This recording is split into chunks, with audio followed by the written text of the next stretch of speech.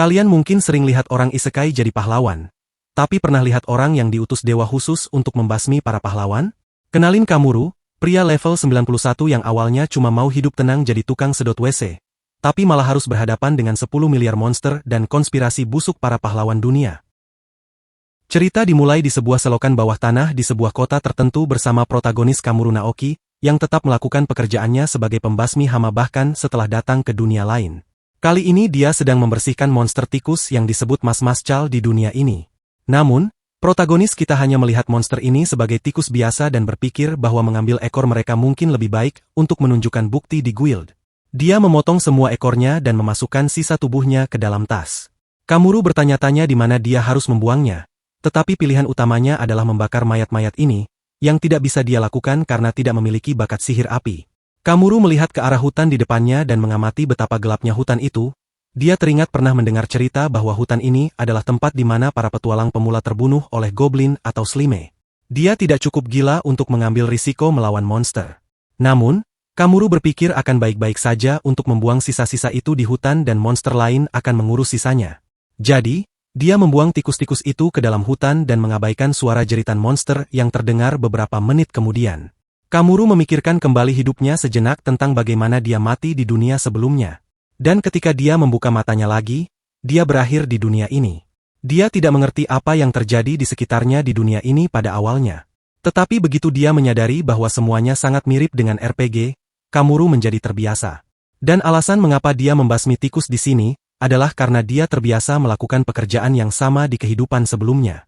Jadi Kamuru lebih terbiasa dengan hal itu daripada apapun. Di dunia ini, ketika dia bergabung dengan guild petualang, tidak butuh waktu lama bagi Kamuru untuk memahami bahwa dia tidak cocok untuk pedang atau tongkat sihir. Di pelabuhan, para petualang berburu monster air sementara para pahlawan bertarung melawan Raja Iblis. Kamuru berpikir jika ada dewa yang menciptakan pahlawan, dia pasti telah melakukan kesalahan dalam pemilihannya dengan tidak memberikan Kamuru kekuatan yang serupa dengan para pahlawan tersebut. Tapi bagaimanapun juga, dia sekarang mencari nafkah dengan menghabisi hama dan serangga karena, bagaimanapun juga, dia adalah seorang pembasmi hama yang belum menjelajahi misteri dunia ini bersama dengan bertemu beberapa kelompok orang yang bersemangat. Sekarang, kita kembali ke hari sebelumnya di kota tempat Kamuru tinggal. Dia sering pergi ke tempat seorang tetua elf, Kamira, yang menjalankan toko obat. Tempatnya dipenuhi dengan berbagai buku dan obat-obatan, dan Kamira senang Kamuru datang untuk merawat hama. Dia senang dengan pekerjaannya, dan Kamuru berterima kasih padanya atas ulasan yang baik. Dia menyatakan bahwa dia juga bisa melakukan bagian pembersihan selain pembasmian. Jadi, dia melakukan hal itu untuk membuat tempatnya lebih hidup. Kamira membayarnya 50 not untuk pekerjaan itu, dan Kamuru pergi untuk mencari hal lain yang bisa dia lakukan sebagai pembasmi hama. Ketika dia berjalan melewati orang-orang, kebanyakan dari mereka melakukan pekerjaan sebagai petualang tempur dengan baju besi dan peralatan malam. Kamuru berharap dia bisa mendapatkan bakat lain seperti itu. Tetapi karena dia tidak mendapatkan apa-apa, dia kembali melakukan pekerjaan pembasmian. Dia berharap bisa mendapatkan beberapa bahan dasar sejumlah uang not yang baru saja dia peroleh, yang dikenal sebagai mata uang dunia ini. Dia memutuskan untuk terlebih dahulu mencari tempat menginap malam itu dengan uang yang baru saja dia peroleh. Kamuru pergi ke guild petualang dan rumah penginapan di sampingnya. Guild petualang ini lebih bagus dan lebih besar daripada guild yang pernah kita lihat di mana-mana pun, dan ada berbagai macam fasilitas untuk para petualang. Begitu banyak dari mereka berkeliaran di sini untuk menghabiskan penghasilan mereka. Kamuru membawa dokumen permintaan yang dia ambil untuk membersihkan rumah Kamira dan resepsionis menandai permintaannya sebagai selesai. Resepsionis Iren menghargai pekerjaan baik yang telah dia lakukan. Setelah itu Kamuru memutuskan untuk memeriksa apakah ada permintaan lain yang bisa dia lakukan. Namun sayangnya sebagian besar permintaan di papan pengumuman adalah membasmi monster atau membantu eksperimen sihir. Semuanya tampak lebih cocok untuk petualang. Jadi Kamuru tahu dia harus mencari sesuatu yang lain karena hal-hal tersebut mustahil baginya. Sebelum hal lain, dia mempertimbangkan bahwa dia saat ini hanya memiliki 50 not. Dan jika dia menghabiskan 20 not untuk menginap, dia akan tersisa 30. Kemudian dia mendengar beberapa petualang berseru kepada Iren apakah dia serius menyuruh mereka pergi ke selokan. Iren menyatakan tidak ada orang lain yang mau mengambil permintaan itu dalam waktu lama. Jadi masalah ini menjadi lebih serius setiap saat. Para petualang menjawab mereka lebih baik mengambil pekerjaan membasmi slime sebagai gantinya karena itu lebih cocok untuk keahlian mereka. Para petualang mengambil pekerjaan itu dan meninggalkan tempat tersebut sementara Iren dibiarkan mendesah. Kemudian Kamuru bertanya padanya apakah permintaan itu adalah sesuatu yang bahkan bisa dilakukan oleh pemula. Dan ketika dia menatapnya, Iren mengenali bahwa itu adalah Kamuru Naoki. Dia memberitahunya bahwa klien dari permintaan ini adalah kantor gubernur yang ingin membasmi mas-mas Chal yang berlipat ganda dari selokan. Meskipun permintaan tersebut hanya akan membayar 5 not per kepala, mas-mas Chal sulit ditangani mengingat kelincahan mereka yang cepat dan gesit. Tidak hanya itu, tetapi mereka berkeliaran di dalam selokan dan rupanya penggunaan sihir apapun dilarang di sana untuk mencegah kecelakaan. Kamuru menyadari bahwa mas-mas Chal ini sebenarnya tampak seperti tikus. Jadi pada akhirnya itu hanyalah pembasmian tikus.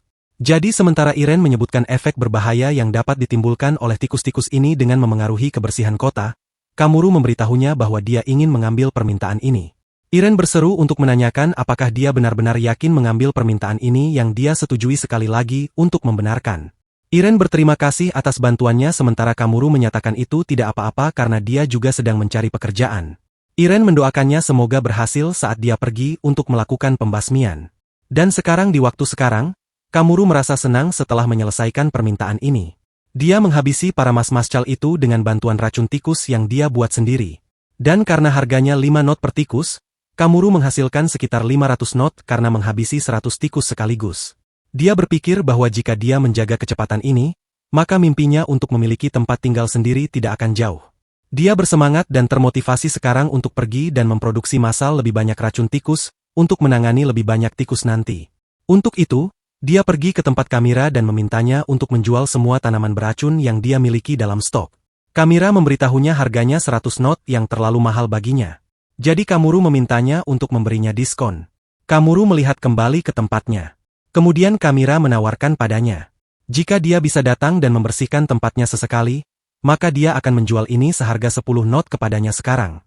Kamuru sangat berterima kasih atas pertimbangannya. Jadi dia memegang tangannya karena kegembiraan yang sebenarnya membuat Kamira merasa malu dan meskipun dia merasa hangat dari tangannya, dia melepaskan tangannya dari tangan Kamuru. Kamuru bertanya padanya apakah ada yang salah dengannya karena wajahnya memerah. Di mana Kamira menjawab, tidak ada apa-apa dan dia harus pergi sekarang karena pekerjaannya sudah selesai di sini. Setelah itu, Kamuru membayarnya dan mendapatkan semua bahan untuk membuat racun tikus yang dia butuhkan. Selanjutnya, dia pergi ke pasar dan membeli tepung terigu dan madu dari toko kelontong. Dalam perjalanannya, Kamuru juga kebetulan melihat tempat yang menjual daging monster. Jadi, dia bertanya kepada pemilik toko apakah dia bisa memberi Kamuru darah dan lemak monster yang sudah busuk. Baunya sangat busuk, yang membuatnya lebih cocok untuk dipilih Kamuru untuk tugas tersebut. Tetapi ketika dia kembali ke guild, semua orang merasa jijik dengan baunya sehingga mereka tidak bisa berhenti berteriak karena mencium bau busuk di seluruh tempat itu. Orang-orang memintanya untuk pergi saja dari sini karena benda yang dia pegang berbau sangat mengerikan. Kamuru beralasan bahwa dia membutuhkannya untuk membuat sesuatu untuk pekerjaan. Jadi, dia memutuskan untuk melakukannya di sini karena dia tidak punya rumah. Iren berseru dia harus membawanya ke tempat lain saja. Kemudian, ketika dia bertanya apakah dia bisa melakukannya di penginapan, Iren memberitahunya bahwa bau busuk dari benda ini akan menempel di dinding. Kamuru bertanya padanya apa masalahnya jika dia tetap melakukannya karena menurutnya ini hanyalah dunia fantasi jadi tidak ada yang terjadi di sini yang serius. Iren berteriak dia tidak tahu apa yang dia katakan. Kemudian dia menyuruhnya untuk melakukannya saja di bagian belakang guild. Kamuru pergi ke sana seperti yang dia katakan dan dia menempatkan semua bahan mulai dari tanaman racun hingga air, madu, dan darah monster. Dia mulai melakukan pekerjaannya dengan membuat racun tikus dari rencananya. Pertama dia mulai menguleni adonan dari gandum dan mencampur air dan madu ke dalamnya. Setelah itu, dia memotong tanaman beracun dengan pisau dan menguleninya ke dalam adonan. Kemudian dia memecah bongkahan adonan menjadi dango dan melapisinya dengan darah dan lemak monster. Setelah itu, dia mengendus dango tersebut dan baunya cukup enak menurutnya. Sementara tidak ada manusia lain yang berani mendekatinya, racun tikus buatan khusus Kamuru sekarang sudah selesai, dan hasilnya persis seperti yang dia harapkan. Dia tahu itu terlihat lezat, tetapi tetap saja, jika ada yang memakannya, mereka akan mati, jadi dia memutuskan untuk menandainya dengan tengkorak dan tulang bersilang untuk menghindari kecelakaan terjadi. Rencana Kamuru sekarang berada pada tahap eksekusi. Saat dia pergi ke selokan itu dan pertama-tama melihat peta untuk mendapatkan ide yang lebih baik tentang tempat memasang umpan dan mengikuti rencana, dia menempatkan umpan racun di seluruh tempat itu. Dan begitu dia selesai mengaturnya, Kamuru pergi ke tempat acak dan tidur di luar karena dia tidak punya uang setelah menghabiskan semuanya untuk membuat racun tikus. Setelah menghabiskan malam dengan tidur di luar, dia bangun di pagi hari dan segera berangkat kerja. Nah, ketika Kamuru pergi ke sana, dia terkejut dengan pemandangan ratusan tikus mas-mascal yang tergeletak mati di seluruh tempat. Umpannya sepertinya telah bekerja dengan sempurna, yang membuatnya bahagia. Dan sekarang yang harus dia lakukan hanyalah membersihkannya. Dia terus mengulangi proses mengumpulkan tikus, memotong ekornya, dan terakhir membuangnya ke hutan. Setelah itu, dia kembali ke guild untuk mengambil hadiahnya, dan di sana dia mendapatkan tas penuh berisi banyak not sebagai hadiahnya. Iren senang permintaan ini diselesaikan dengan kecepatan secepat ini, dan Kamuru akan kembali lagi ke selokan untuk membersihkan area lainnya juga. Keesokan harinya dia datang kembali untuk melihat pemandangan yang sama dari banyak tikus yang tergeletak mati di tanah. Dan Kamuru mengulangi proses ini berkali-kali lebih banyak dari sebelumnya, dan berhasil menghabisi cukup banyak tikus. Dia bisa saja terus mengulangi proses ini, tetapi Iren menyuruhnya berhenti dan bertanya apa yang dia lakukan, yang bahkan membuat kantor memanggilnya. Kamuru menyatakan dia hanya mencoba menyelesaikan tugasnya sebelum tenggat waktu. Iren menyatakan bahwa baik dia maupun kantor tidak menyangka akan ada sebanyak ini mas-mascal karena itu pengeluaran mereka tampaknya kekurangan untuk hadiahnya. Pada tingkat ini, dia pikir mereka mungkin bangkrut. Dia bertanya berapa banyak tikus yang telah dia bunuh sampai sekarang, yang dia jawab bahwa dia berhenti menghitung setelah melewati 1000. Iren terkejut dengan jumlah pembayaran yang harus dia berikan untuk semua itu. Sementara Kamuru menyatakan dia hanya melakukan pekerjaannya secara normal, Iren bertanya-tanya betapa normalnya ini baginya, dan Kamuru memutuskan untuk mampir ke kantor sebelum mencuci selokan. Kemudian, tiba-tiba, Iren dikejutkan oleh suara keras pintu guild yang hancur, yang sebenarnya dilakukan oleh Kamuru. Dia menarik perhatian semua orang karena gerbang guild terlalu besar untuk dihancurkan oleh hanya seorang pemula. Iren merasa dia mungkin tahu apa yang terjadi, jadi dia meminta Kamuru untuk menunjukkan kartu petualangnya. Kamuru tidak terlalu memperhatikan kartunya, jadi Iren harus mengingatkannya bahwa itu adalah kartu yang dia terima saat pertama kali bergabung dengan guild. Kamuru mengeluarkan kartu itu dan menyerahkannya kepada Iren, dan dia terkejut setelah melihat harapannya menjadi kenyataan. Dia menjelaskan kepada Kamuru bahwa ketika orang naik level secara tiba-tiba, mereka akan merusak barang-barang secara tidak sengaja karena tidak menyadari kekuatan mereka sendiri. Tetapi bahkan jika itu masalahnya, level Kamuru adalah pertumbuhan yang terlalu cepat karena dia sekarang adalah petualang level 38. Pertumbuhan sebanyak ini benar-benar mustahil mengingat dia baru level 2 beberapa hari yang lalu. Kamuru memberitahunya bahwa dia hanya membuang bangkai mas-mascal yang telah menelan racun ke dalam hutan. Jadi monster-monster di sana pasti telah memakan mereka. Itu mungkin menjadi alasan dibaliknya, tapi tetap saja pertumbuhan yang cepat ini tidak bisa dijelaskan hanya dengan melakukan hal itu. Sementara itu, Kamuru sedikit bingung dengan betapa bersemangatnya wanita ras buas Iren ini. Kemudian Iren menyuruhnya untuk merahasiakan metode kenaikan levelnya karena jika hal itu tersebar, maka akan menyebabkan kerusuhan besar di antara orang-orang. Kamuru bertanya padanya apakah level 38 dianggap tinggi, yang dijawabnya bahwa itu bukan masalah utama, melainkan level adalah sesuatu yang harus ditingkatkan dengan melatih tubuh dan pikiran setiap hari, sementara Kamuru seperti seorang pemain curang, ceak. Dia memberitahunya bahwa menurut legenda, level pahlawan yang mengalahkan Raja Iblis adalah 55. Jadi itu berarti level Kamuru mencapai level tersebut dengan sangat tidak masuk akal. Kamuru menyatakan keterkejutannya mengetahui ada sistem level juga, yang membuatnya tampak lebih seperti RPG baginya. Iren berpikir dia sama sekali tidak mengerti maksud yang dia sampaikan. Tetapi baginya, meskipun dia mengatakan bahwa levelnya cukup istimewa, dia tidak merasakan sesuatu yang aneh setelah itu. Dia menyatakan akan melanjutkan pekerjaannya sekarang dengan kecepatannya sendiri.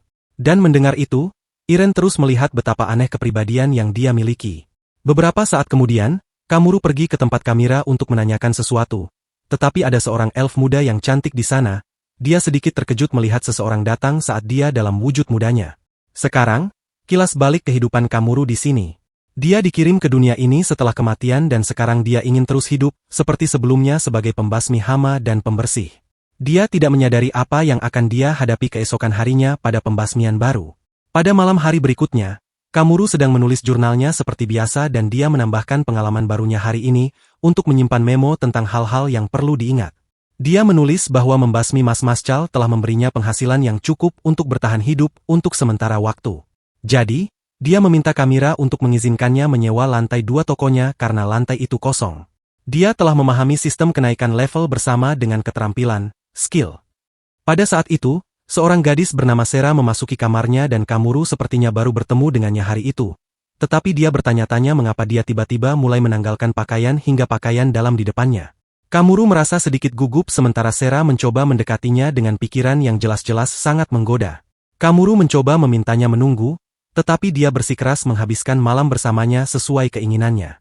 Karena bagaimanapun juga, Sera adalah seorang budak yang menyerahkan hidupnya kepada Kamuru karena dia menyelamatkannya dan memenangkan hati serta tubuhnya yang kini menjadi miliki Kamuru. Sekarang Kamuru mengalami sedikit kesulitan mencoba menjaga dirinya tetap terkendali melawan proporsi tubuh yang luar biasa ini. Dan sebagai puncaknya, Sera memberitahunya untuk menggunakannya sesuka hati. Kamuru berseru karena gugup apakah dia serius tentang hal itu.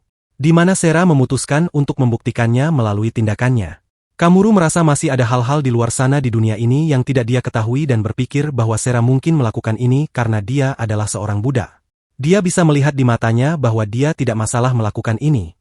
Tapi sekarang kita akan mengetahui bagaimana Kamuru membawa dirinya ke dalam kesulitan ini sejak awal hari ini. Hari dimulai dengan Kamuru mengambil tugas di mana dia harus menghadapi banyak roh dan hantu. Kamuru tidak menyangka dia bisa membasmi mereka juga sampai dia mencoba menyemprot mereka dengan ramuan pemulihan, recovery potion, berkualitas tinggi. Itu bekerja dengan sangat baik dan dia berhasil menyelesaikan permintaan untuk membasmi hantu di guild. Irene sangat berterima kasih atas bantuannya karena hantu-hantu ini telah melakukan beberapa hal yang sangat menjengkelkan termasuk melecehkannya. Namun, dia juga terkejut melihat dia berhasil mendapatkan ramuan berkualitas tinggi itu karena harganya sangat mahal. Kamuru menjawab bahwa ramuan dan semprotan itu sebenarnya buatan sendiri karena dia telah meningkatkan keterampilan farmasi dan pencampuran, compo unding, untuk membuat ramuan berkualitas tinggi ini. Dia juga mengambil keterampilan deteksi yang menampilkan peta yang menunjukkan posisi dan tingkat ancaman makhluk hidup di sekitar areanya. Dia berhasil mencapai semua ini melalui pemahaman yang lebih baik tentang mekanisme dunia ini, yang akhirnya membuat properti pemulihan menjadi efektif melawan hantu juga. Dia baru-baru ini mulai menikmati dunia ini setelah mempelajari keterampilan seperti sihir api, matematika, dan bahasa melalui poin keterampilan yang dia dapatkan saat naik level. Kamuru tidak bisa menahan tawa, menyadari betapa hematnya dia. Dan saat memeriksa keterampilan, dia menyadari bahwa alasan dia bisa berkomunikasi dengan mudah dengan orang lain adalah keterampilan bahasanya. Sekarang pekerjaannya berjalan dengan baik. Dia lega karena dia tidak perlu khawatir mati di jalan lagi. Dia senang tinggal di atas tempat kamera, dan kapanpun ada sesuatu, dia akan memberitahunya. Jadi keesokan harinya dia memberitahunya bahwa seseorang datang menemuinya. Kamuru bertanya-tanya siapa yang mengunjunginya dan ketika dia turun tangga dia melihat itu adalah Irene dari guild. Dia menyebutkan tidak ingat mengambil permintaan apapun dari guild. Kemudian dia memberitahunya bahwa itu adalah permintaan mendadak atau lebih tepatnya sebuah bantuan karena permintaan ini tidak dapat diselesaikan oleh siapapun kecuali dia. Dia menyuruhnya menunggu sampai dia kembali dari kamar mandi. Ketika dia kembali, Irene memberitahunya bahwa permintaan mendadak ini adalah untuk membasmi sekawanan lebah Vespa yang bersarang di sebuah rumah terbengkalai. Kamuru ingat ini adalah monster mirip lebah karena dia melihatnya di ensiklopedia yang dipinjam dari Kamira. Irene setuju bahwa itu benar. Sementara Kamira bangga mendapatkan pengakuan bukan hanya karena memberinya tempat tinggal, tetapi juga memberinya pengetahuan saat dia tinggal bersamanya. Saat ini dia berada dalam wujud gadis muda yang lucu. Dan wanita tua Kamira yang sebelumnya adalah orang yang sama. Hanya saja Kamira terbiasa tetap muda ketika dia tidak sedang jam kerja. Dan ketika dia menjalankan toko, dia berubah menjadi wujud wanita tua. Semua karena dia percaya bahwa seorang wanita tua yang menjual obat akan lebih efektif untuk penjualan. Dia tidak bisa berhenti tertawa ketika mendengar itu. Sekarang, mengesampingkan hal itu, Irene bertanya kepada Kamuru apakah dia akan menerima permintaan ini. Dia bertanya mengapa dia dipilih untuk itu karena dia tidak ingin disalahartikan sebagai tukang serba bisa karena dia juga menghargai nyawanya daripada hanya membuangnya dalam hal-hal berbahaya. Kamira memberitahunya bahwa Vespa biasanya ditangani oleh kelompok peringkat B ke atas. Tetapi saat ini mereka hanya memiliki petualang peringkat C di kota. Jadi, dia diberitahu oleh atasannya untuk memintanya karena meskipun dia peringkat G, dia memiliki level yang tinggi. Kamuru berpikir ini pasti tindakan rendah dari guild. Tetapi karena ini pertama kalinya dia mendengar hal seperti ini, dia memutuskan untuk mempertimbangkannya. Dia bertanya kepada Irene apakah dia sadar bahwa Vespa sangat beracun, dan tidak seperti Mas Cal, dia tidak bisa begitu saja menerimanya. Jadi, dia mencoba menolak permintaan ini dengan ucapan maaf. Tetapi ketika Irene memasang wajah sedih seperti anak anjing, Kamuru tidak bisa menahan diri untuk menyerah dan memberitahu Irene untuk menyampaikan satu pernyataan kepada atasannya bahwa mengirimnya untuk membuatnya menerima permintaan mendadak itu tidak adil. Dia bertanya kepadanya apa maksud sebenarnya dari itu. Kemudian dia beralih bertanya kepada Kamira apakah dia bisa membuat semacam obat bius yang juga bisa bekerja pada lebah. Setelah itu, Iren berterima kasih padanya karena telah menerima permintaan ini, dan dia mengatakan padanya bahwa itu tidak apa-apa karena berurusan dengan lebah juga merupakan bagian dari pekerjaannya. Dia segera kembali ke pekerjaannya untuk mempersiapkan pembasmian ini, dan menyebutkan kepada Iren bahwa sebagai imbalannya dia menginginkan bantuan darinya. Dan setelah dia mendengar apa bantuannya, dia mengatakan padanya bahwa itu tidak akan menjadi masalah baginya sama sekali dan merasa sedikit malu saat menjawabnya. Jadi dia bertanya di mana lokasi rumah sarang Vespa tersebut, yang dijawabnya berada di hutan di pinggiran kota. Kamuru menyadari bahwa lokasi tersebut searah dengan selokan. Maka dia menggunakan keterampilan deteksi level maksimal dan dalam sekejap semua lokasi kota, orang-orang, dan bahkan posisi makhluk hidup berdasarkan tingkat ancaman mereka muncul di peta di atas Kamuru. Iren terdiam terus mengamatinya sampai Kamuru juga menambahkan bahwa dia menemukan lokasi lebah yang jumlahnya cukup banyak, dan sepertinya ada 3 titik hijau juga yang berarti ada beberapa orang di lokasi tersebut. Sedangkan Iren dan Kamira benar-benar terkejut melihat dia baru saja menggunakan keterampilan deteksi yang memungkinkannya bahkan melihat reruntuhan dari rumah ini. Dia menyatakan itu hanya posisi dan jumlah makhluk hidup. Kemudian Kamira berteriak bahwa meskipun dia hidup selama 800 tahun, bahkan keterampilannya tidak setinggi itu, menunjukkan bahwa dia adalah seorang peneliti rumahan yang belum meningkatkan levelnya. Sekarang, setelah beberapa waktu, Kamuru tiba di tujuan tempat lebah Vespa berada. Dia tidak menyangka sarang lebah Vespa ini akan sebesar bangunan 3 lantai. Dia bertanya-tanya bagaimana dia harus menangani ini dan berasumsi dari ukuran sarangnya, bahwa lebah-lebah itu sendiri pastilah seukuran anjing besar. Setelah itu, dia mendekati sarang dan memeriksa peta tempat itu dengan titik putih lebah dan titik hijau orang-orang di sekitarnya. Dia berpikir jika orang-orang itu ada di sini, mereka mungkin tahu cara menangani lebah tersebut. Maka, dia memutuskan untuk terlebih dahulu masuk melalui bagian belakang bangunan. Dari sana, dia perlahan memeriksa sekeliling sebelum memasuki tempat itu. Di sana dia menemukan sebuah ruang bawah tanah, dan ketika dia melihat lurus ke atas tangga, dia melihat itu mengarah ke tempat gelap di dalam bangunan. Begitu dia sampai di sana, dia dipanggil oleh seorang pria yang berbaring di sana dengan pisau dan tampak santai. Dia mengatakan sesuatu tentang pergantian shift, mengira bahwa itu adalah salah satu rekannya. Tetapi ketika dia disapa oleh Kamuru, pria itu berteriak, "Siapa kau?" Kamuru bertanya-tanya mengapa tempat seperti penjara ini ada di bawah sini. Kemudian dia memberitahu pria itu bahwa dia bukan orang yang mencurigakan dan tujuannya datang ke sini adalah untuk membasmi lebah.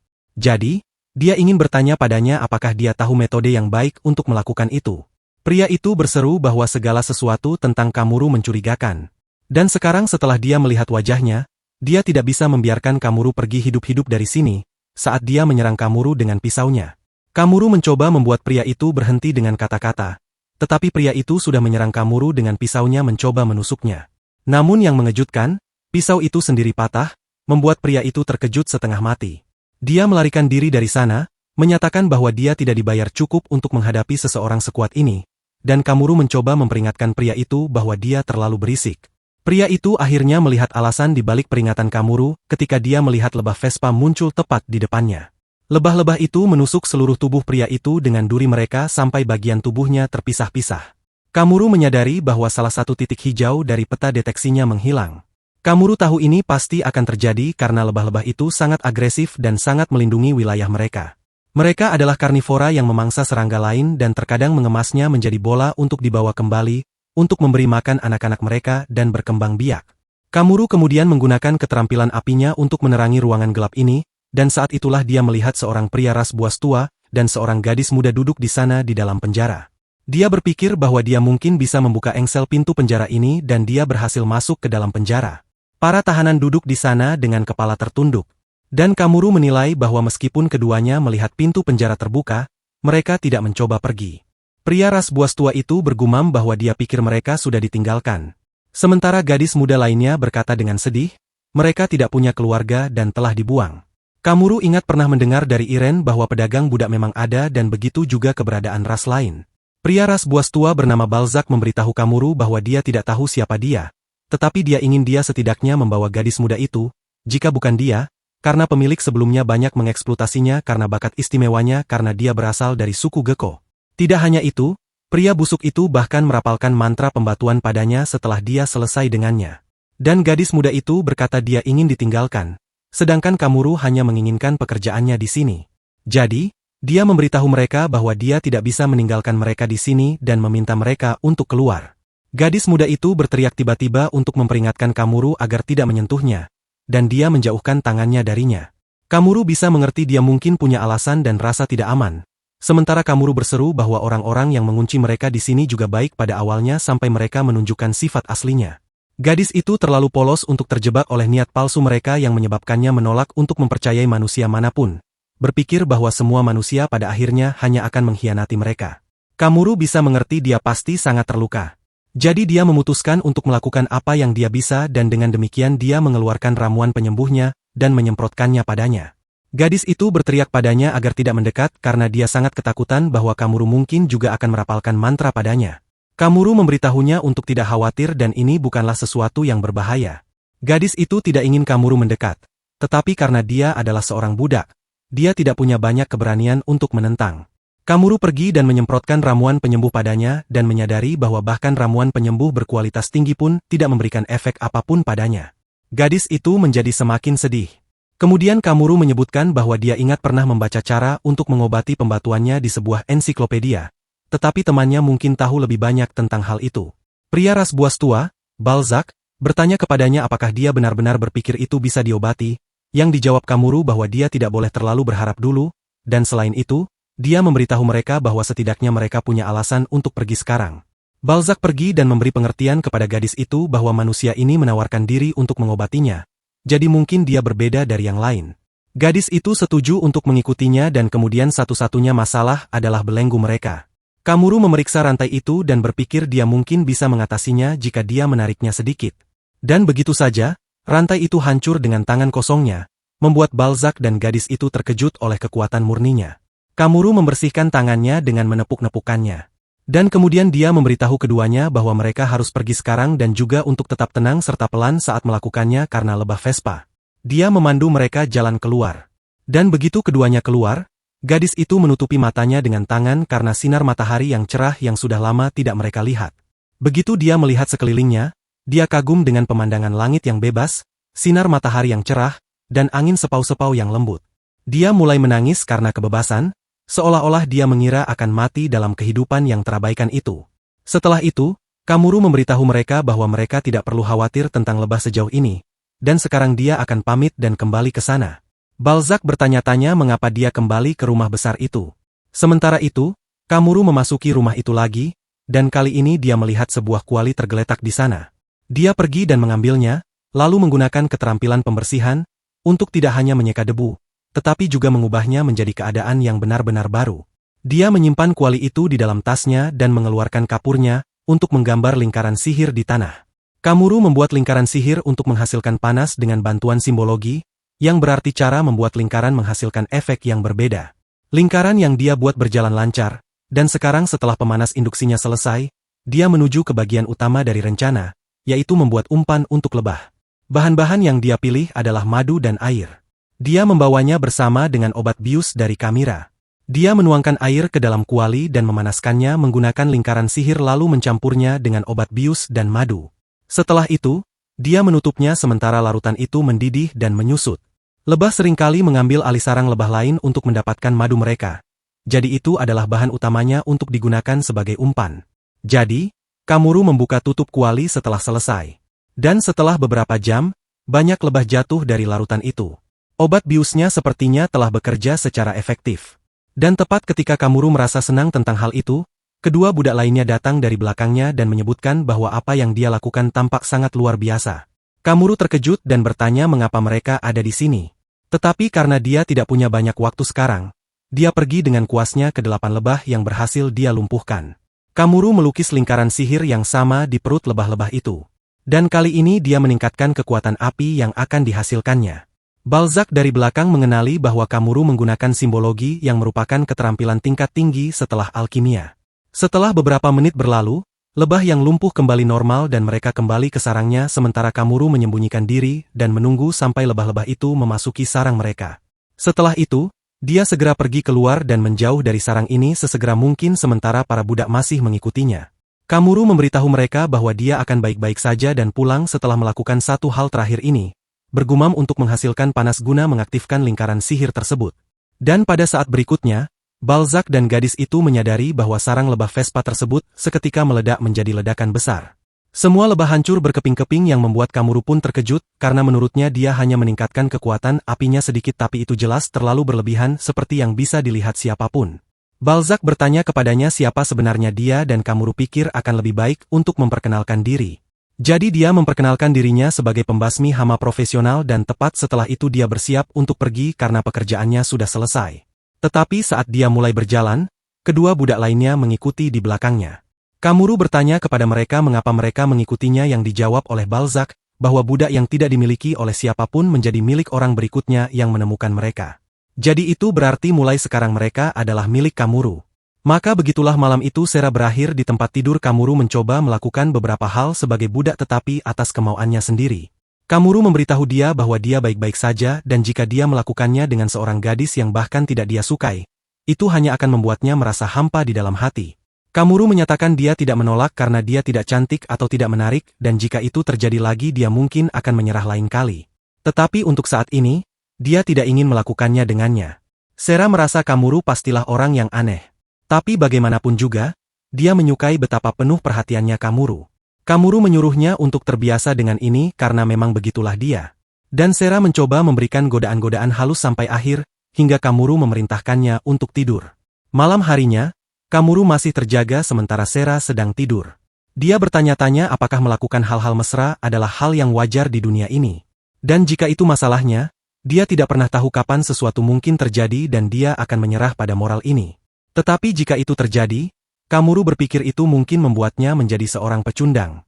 Kemudian Sera bertanya dalam tidurnya apa itu pecundang.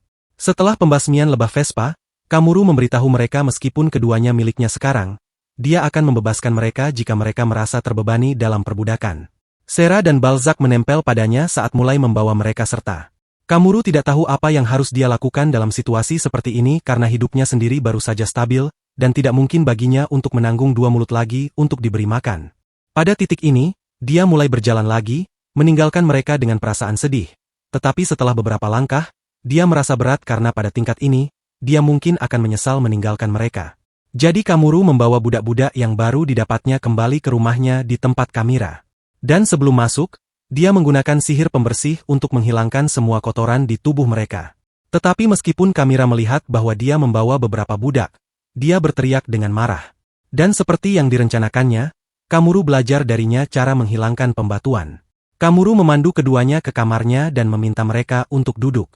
Setelah itu dia mengambil jarum karena, menurut Kamira, menyentuh area yang terkena dengan jarum yang direndam dengan ramuan berkualitas tinggi sudah cukup untuk menghilangkan pembatuan. Setelah itu, Kamuru berhasil menghilangkan semua bekas pembatuan. Kemudian Kamuru menyadari beberapa sisik masih ada di telinga dan pahanya. Gadis itu memberitahunya bahwa sisik ini sebenarnya adalah ciri khas dari suku Gekonya, yang memudahkan mereka untuk menyatu dengan malam. Tiba-tiba, gadis itu menjadi emosional dan yang mengejutkan Kamuru, dia duduk dan menundukkan kepalanya ke lantai untuk berterima kasih karena telah mengobatinya. Dia meminta Kamuru untuk mengizinkannya mengabdi di sisinya selamanya. Kamuru membawa keduanya hanya karena dia tidak bisa meninggalkan mereka di sana. Namun, dia memberitahu mereka dengan jelas bahwa dia tidak bisa mengatur kehidupan kerjanya sendiri dengan mereka berdua bersama-sama. Sera memintanya untuk menghabisinya sekarang jika itu masalahnya dan Kamuru tidak menyangka hal ini akan menjadi seberat ini. Dia belajar dari Balzac bahwa mereka berdua tidak punya tempat tujuan. Dan karena mereka memiliki segel budak, sulit juga bagi mereka untuk mencari pekerjaan seperti itu. Kamuru berharap bisa melakukan sesuatu untuk mereka, jadi dia memberitahu mereka bahwa mereka bisa mengabdi padanya untuk saat ini jika mereka merasa seperti itu. Tetapi dia tidak suka bersikap kaku dan formal. Jadi, dia ingin dipanggil dengan santai. Sekarang, dengan hal-hal yang telah diputuskan, dia memperkenalkan dirinya kepada mereka berdua dengan benar. Dan Balzac menyusul dengan perkenalannya bersama dengan Sera sebagai yang berikutnya. Namun, Kamuru mengingatkan Balzac bahwa dia terlalu formal sebelumnya. Jadi, Balzac dengan cepat mengubah sikapnya dan menyapanya dengan santai. Dia mengharapkan Balzac cepat mengerti dan beradaptasi karena dia adalah seorang veteran. Tetapi masih ada masalah dengan Sera, yang berseru kepada Balzac agar tidak berani berbicara begitu santai kepada tuan mereka. Kamuru memberitahu dia bahwa dia harus belajar sesuatu darinya juga, jadi dia harus setuju dengan hal itu. Sera menjawab dengan, "Oke," yang lucu dan menyatakan dia tidak yakin berapa lama dia akan berada dalam asuhannya, dan sampai saat itu dia akan tetap dalam asuhannya.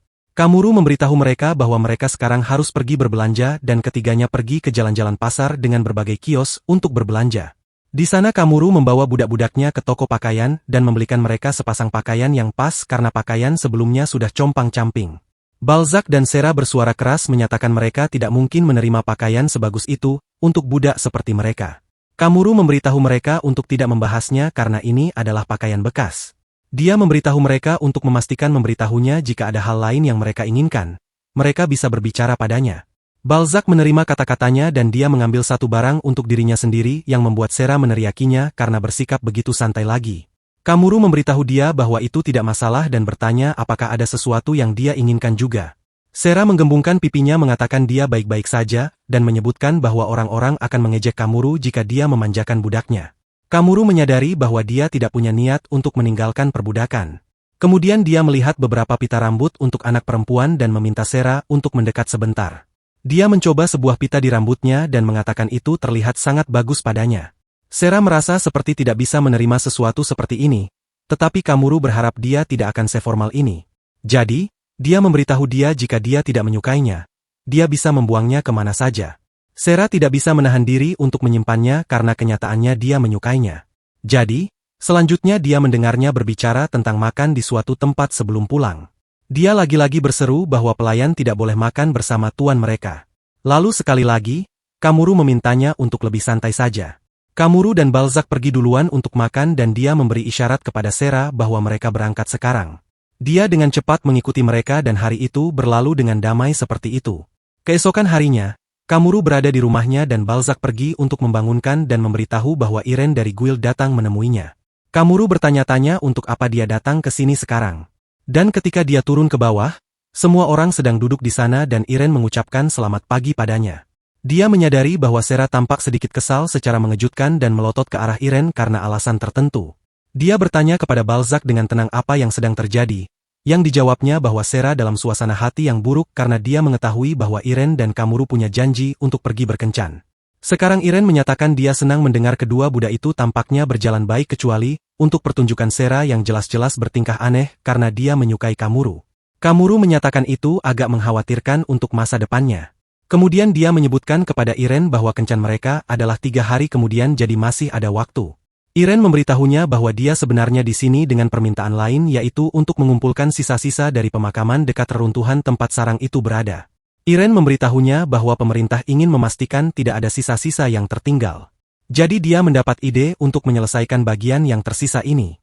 Dia memberitahu Irene jika itu masalahnya, dia ingin membiarkan Balzac dan Sera melakukannya karena mereka bisa terbukti berguna dengan Sera yang memiliki keterampilan penilaian, appraisal, dan Balzac dengan hidung yang tajam. Mereka terkejut direkomendasikan untuk suatu pekerjaan. Kemudian Irene bertanya kepada mereka apakah seorang budak akan mampu melakukannya. Sera mengakui dia bisa melakukan hal seperti itu, tetapi ingin membenarkan kepada Kamuru apakah dia yakin tentang hal itu karena budak seharusnya berada di sisi tuan mereka. Dan Kamuru memberitahu dia bahwa dia punya hal lain untuk diurus bersama Irene, jadi itu tidak masalah. Setelah itu, dia melepas keduanya untuk bekerja dan Sera benar-benar bersemangat untuk menyelesaikannya. Setelah itu, Kamuru berkata kepada Irene mereka bisa mengobrol sambil jalan-jalan. Irene menyatakan itu mengejutkan ketika dia mendengarnya meminta kencan sebagai imbalan atas bantuannya dan bertanya apa yang dia ingin Irene lakukan untuknya. Kamuru memberitahunya itu karena Irene tampak berpengetahuan luas dan dia ingin tahu lebih banyak tentang dunia ini. Irene terkejut mendengarnya tidak tahu apa-apa tentang dunia ini. Dan setelah menandatangani, dia memberitahunya bahwa dunia ini bernama Sarasopia dan permukaan planet mereka adalah sebuah belahan bumi dengan tepian dunia. Kamuru mendapat sedikit gambaran bagaimana ini mungkin seperti bumi tetapi terpotong secara horizontal menjadi 2. Dan kota tempat mereka berada saat ini bernama Kubenia yang terletak sangat jauh di luar daratan utama sehingga dikenal juga sebagai tanah yang ditinggalkan. Namun, di sini damai karena tidak ada perang. Tetapi selalu butuh waktu lama bagi informasi apapun dari luar untuk sampai ke sini. Hanya itu yang dia tahu tentang tempat ini dan ini sudah lebih dari cukup baginya. Kamuru bertanya-tanya seperti apa dunia luar itu. Kembali ke kehidupan sebelumnya, dia biasanya memiliki TV dan ponsel pintar yang membuat informasi mudah diakses. Dan dia sebenarnya tidak merindukan gawai atau gaya hidup tersebut, tetapi dia ingin tahu sedikit lebih banyak tentang dunia luar. Dia ingin tahu apa lagi yang ada untuk dilihat dan ke arah mana dia berjalan. Karena jika tidak, itu tidak akan berbeda dengan di penjara di dalam sel seperti Balzac dan Sera. Sambil berjalan, dia bertanya-tanya apakah dewa yang mengirimnya ke sini sedang memperhatikannya saat ini, dengan cara yang sama seperti dia melihat mereka berdua dari sisi lain sel. Dia terus menatap ke langit, bertanya-tanya betapa luasnya dunia ini jika dewa ini masih melihatnya. Tetapi tidak bertanya-tanya tentang hal itu lama-lama. Dia keluar dari imajinasinya dan Irene bertanya kepadanya juga apakah ada yang salah. Dia mengatakan padanya bahwa itu bukan apa-apa dan memintanya untuk memberitahu jika ada pekerjaan bagus untuk mereka. Dia menjawab itu akan cukup sulit karena mereka bukan petualang. Sementara kenyataan bahwa mereka adalah budak juga akan menjadi bagian yang sulit bagi pemberi kerja untuk menerima mereka begitu saja. Kemudian dia teringat mungkin ada pekerjaan yang bisa mereka lakukan. Begitu Kamuru kembali ke rumah, dia disambut oleh Sera dan karena suatu alasan dia sedang memegang handuk di tangannya. Ketika dia bertanya kepadanya tentang hal itu, dia mengingatkannya bahwa mereka sebenarnya punya rencana untuk pergi mandi bersama. Mereka berangkat ke pemandian umum bersama-sama dan kemudian Sera menunjukkan jalan ke pemandian tersebut. Kamuru terkejut melihat bahwa dia tampaknya lebih tahu tentang kota itu sekarang.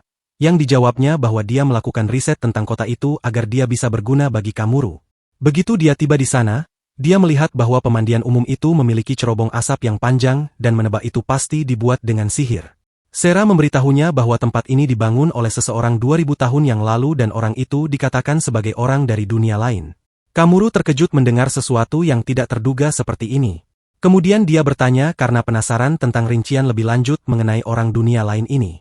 Sera menjawab tidak banyak yang diketahui tentang dia selain namanya. Kamuru mencoba membayangkan bagaimana jadinya dan berpikir bahwa itu pasti seorang pria biasa seperti dia yang bereinkarnasi di sini. Hal-hal ini tetap ada di pikirannya untuk beberapa saat dan kemudian di pemandian dia mengobrol santai dengan Balzac sambil berendam di bak mandi. Sera sedang membasuh tubuhnya di sisi lain pemandian. Sementara di sisi pria, Kamuru berharap dia bisa bertemu orang lain. Pikiran untuk bertemu orang lain membuatnya merasakan semacam kehangatan yang aneh, yang tidak dia dapatkan bahkan dari pemandian air panas. Keesokan harinya, Balzac dan Kamuru sedang dalam perjalanan melewati hutan di pinggiran, dan Balzac membantu melawan monster yang mereka temui. Kamuru terkesan melihat Balzac cukup mahir dalam pertempuran, jadi dia telah meningkatkan kekuatan pedangnya dengan simbologi. Balzac sendiri juga terkejut memiliki bilah yang sekuat ini, yang sebenarnya dulunya tidak terlalu tajam karena dibeli dengan harga murah. Jadi, itu terutama diperkuat oleh Kamuru, dan dia bertanya kepada Balzac jika dia menginginkannya lebih kuat lagi, dia bisa membuatnya. Balzac mengatakan sekian ini sudah cukup sopan, dan jika lebih kuat dari itu mungkin bisa mengubah pedang ini menjadi peralatan tingkat artefak. Balzac berterima kasih dan minta maaf karena telah mengajukan permintaan mendadak seperti ini. Kamuru berkata itu tidak apa-apa, dan sebaliknya, ini adalah waktu yang tepat untuk ini. Kamuru sebenarnya telah membuat keputusan besar beberapa waktu lalu dan selain itu Balzac tidak pernah menyangka bahwa seorang budak seperti dia bisa mendapatkan pekerjaan sebagai penjaga makam dan itu semua berkat Kamuru yang merekomendasikannya ke guild. Kamuru menyatakan dia diberitahu oleh Irene bahwa penjaga makam sebelumnya dihabisi oleh Vespa. Balzac bertanya kepadanya apakah dia sudah berbicara dengan Sera tentang keputusan yang dibuat Kamuru. Tetapi dia sedang menunggu waktu yang tepat untuk melakukannya karena dia akan membuat keributan jika dia memberitahunya sekarang. Dia tersenyum saat dia membayangkan bahwa Sera pasti sedang bekerja keras mati-matian di guild tepat pada saat ini. Sera sebenarnya telah bergabung dengan guild petualang dan segera dia akan memulai pelatihannya. Kamuru telah memberitahunya bahwa dia bisa belajar banyak hal seperti bakat di sini yang akan lebih baik demi kepentingannya. Dia memberitahunya bahwa dia sendiri telah menjalani tes ini dan mempelajari bahwa dia tidak cocok untuk pedang maupun tongkat sihir. Setelah mendengar itu Sera berseru bahwa dia akan melakukan yang terbaik melalui pelatihan dan menjadi pedangnya di masa depan. Dia sangat bertekad yang bisa dilihat di matanya sementara Kamuru senang tentang hal itu tetapi sedikit khawatir dengan yang terakhir. Balzac memberitahu Kamuru bahwa kasih sayangnya terhadapnya melampaui kasih sayang tuan dan pelayan normal. Jadi jika dia membuangnya sekarang, ketidakpercayanya terhadap orang-orang akan memburuk lebih parah lagi. Kamuru tidak ingin dia merasa seperti itu, tetapi pada saat yang sama, dia ingin beroperasi sendirian karena itu lebih mudah.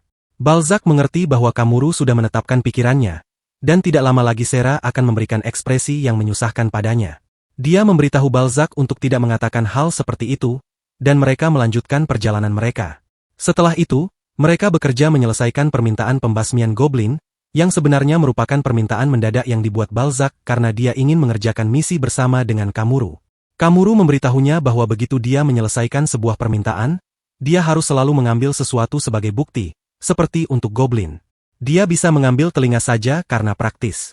Setelah itu, Mereka mengisi tas dengan telinga goblin dan kembali ke guild.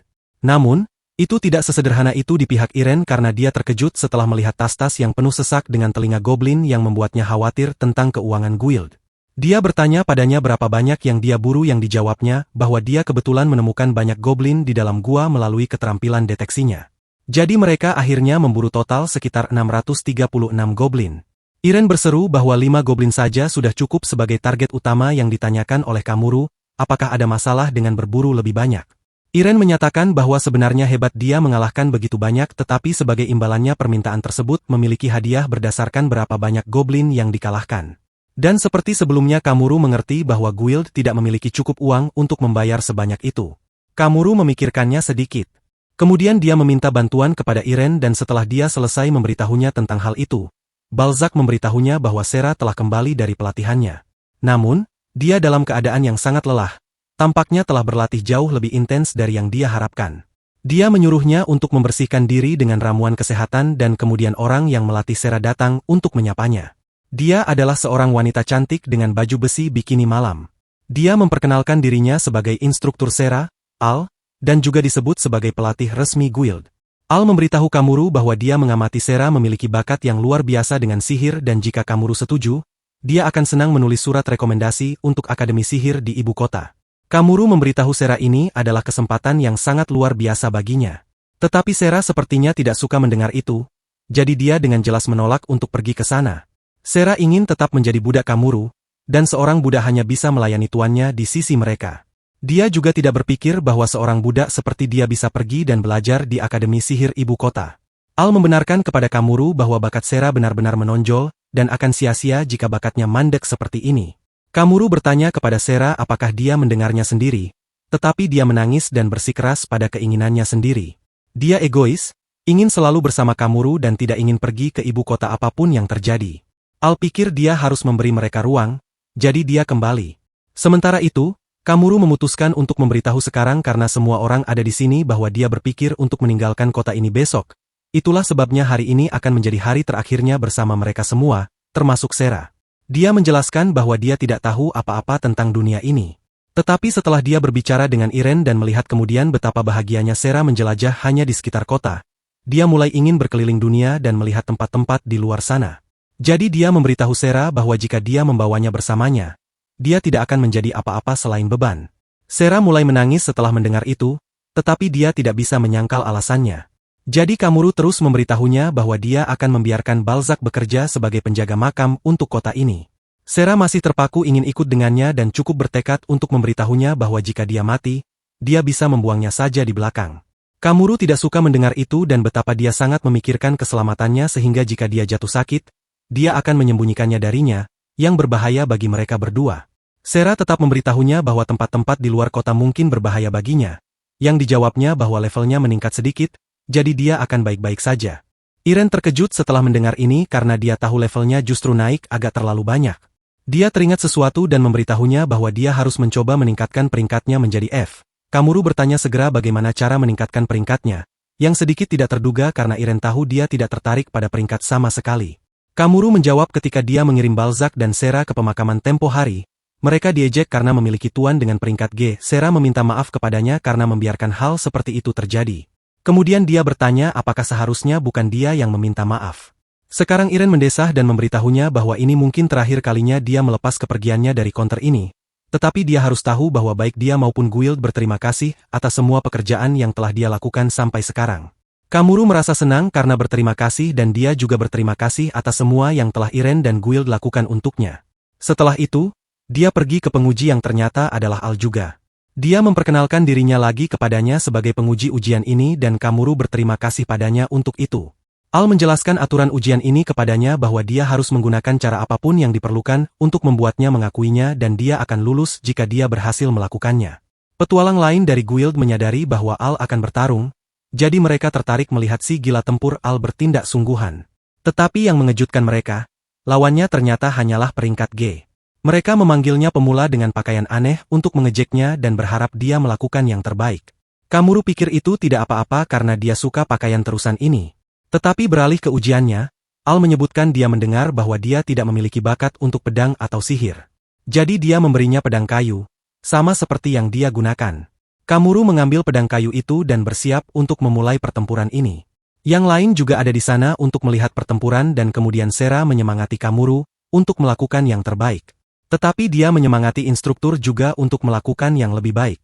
Kamuru merasa geli dengan dukungan Sera, jadi dia mengizinkan Al untuk bergerak lebih dulu. Kamuru tahu dia tidak bisa memberikan yang terbaik karena itu mungkin akan menyakiti, sementara Al mengira dia tidak memperhatikannya. Jadi dia menyerbu ke arah Kamuru untuk menyerang, tetapi dia memblokirnya dengan pedang kayunya. Al mengklaim sebanyak itu tidak cukup untuk menghentikannya. Jadi selanjutnya, dia menusuk dada Kamuru dengan pedangnya.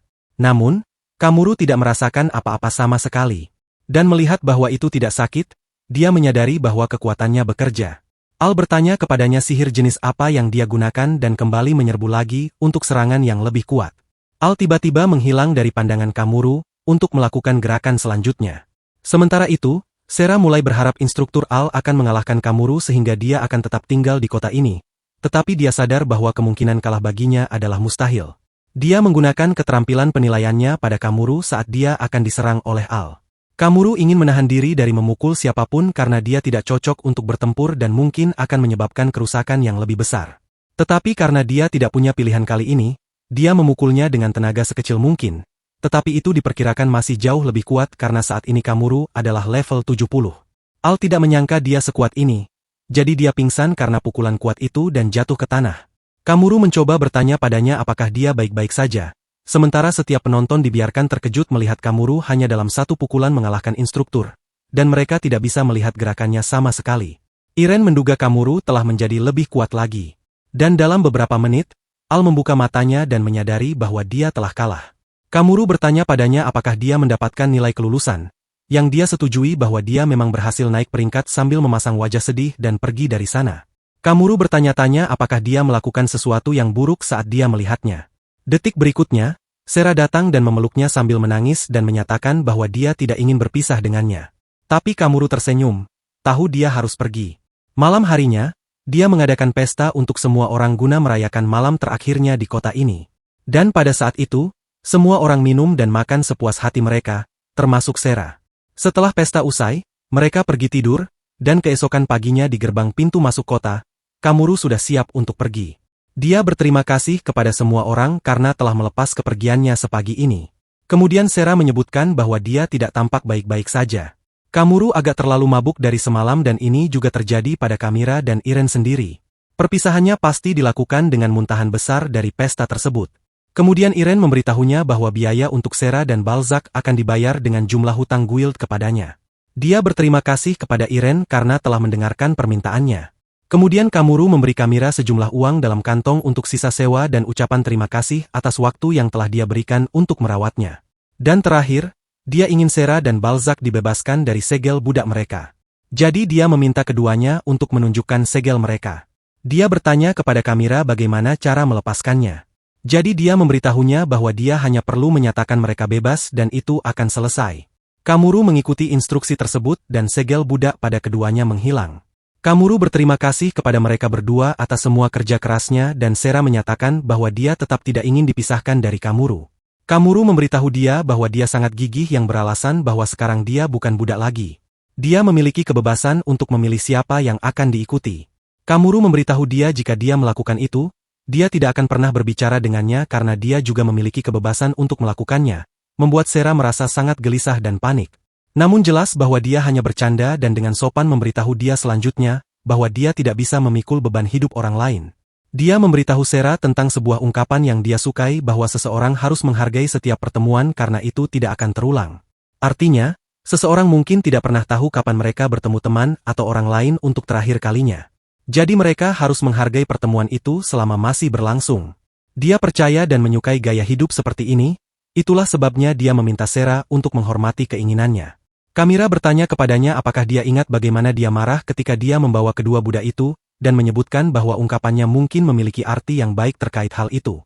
Namun dari sudut pandangnya, apa yang dia lakukan sekarang mungkin sama dengan pedagang budak lainnya yang membuang budak ketika keadaan menjadi buruk bagi mereka. Dan jika dia ingin sendirian, maka dia seharusnya membebaskan mereka sebelum hal lain. Kamuru merasa sedikit terganggu ketika menyadari bahwa dia seharusnya melakukan itu. Jadi dia berseru kepada Kamira karena bersikap tajam yang tidak perlu di saat-saat seperti ini.